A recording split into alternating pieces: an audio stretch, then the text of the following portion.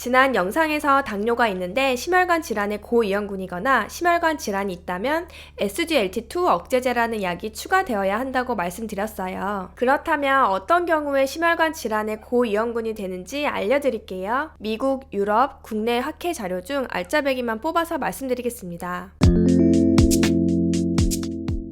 먼저 국내 가이드라인에는 두 가지의 경우가 있습니다. 첫 번째, 당뇨가 있으면서 혈압이 조절되지 않는 경우. 당뇨가 있다면 혈압을 굉장히 자주 재보셔야겠죠?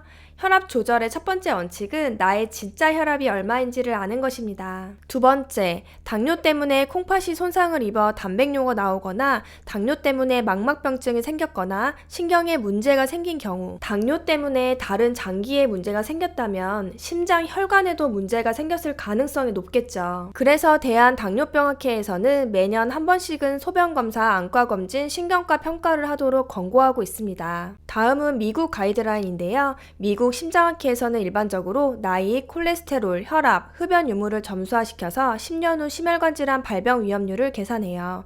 그런데 안타깝게도 이 방법은 서양인 기준의 데이터여서 아시아인에게 적용할 수는 없습니다. 단, 다음과 같은 항목들이 있을 경우 심혈관 질환 발병 위험도가 한 단계 더 상승한다는 데이터가 있으니 참고하시면 되겠습니다. 다음은 유럽 가이드라인인데요. 한국이나 미국보다 조금 더 엄격하게 기준을 정하고 있습니다. 당뇨를 진단받은 지 10년이 넘었는데 고혈압이나 고지혈증, 흡연 또는 비만 중에 하나라도 있다면 바로 심혈관 질환 발병 고위험군이 되는데요. 유럽 기준으로만 평가해 본다면 당뇨가 생긴 지 10년이 지났다면 대부분의 분들이 고위험군이 될 것으로 보입니다. 고위험군에 대한 세계 학회의 내용이 비슷한 것 같으면서도 조금씩 차이가 나죠. 물론 공통적으로 언급하고 강조하는 부분도 있습니다. 그 대표적인 부분이 바로 심장 혈관에 쌓여있는 칼슘의 양인데요. 심장 혈관 칼슘에 대해서는 지난 22번 영상에서 자세히 말씀드렸는데요. 결론만 말씀드리면 심장 혈관에 칼슘이 많을수록 심혈관 질환이 발생할 확률이 높아집니다. 그래서 국내, 미국, 유럽 모두 다음과 같이 당뇨 환자에서 심혈관의 칼슘량을 측정하는 관상동맥 칼슘 CT 검사를 받아보는 것이 도움이 된다고 안내하고 있습니다. 추가적으로 유럽 심장학회에서는 경동맥에 죽산 경화반이 발견될 경우 심혈관 질환 발병 위험이 올라가기 때문에 당뇨 환자라면 경동맥 초음파를 꼭 한번은 받아볼 것을 다른 나라들보다 좀 더 강하게 권고하고 있습니다. 죽산 경화반은 혈관벽에 달라붙은 기름 찌꺼기라고 생각하시면 돼요.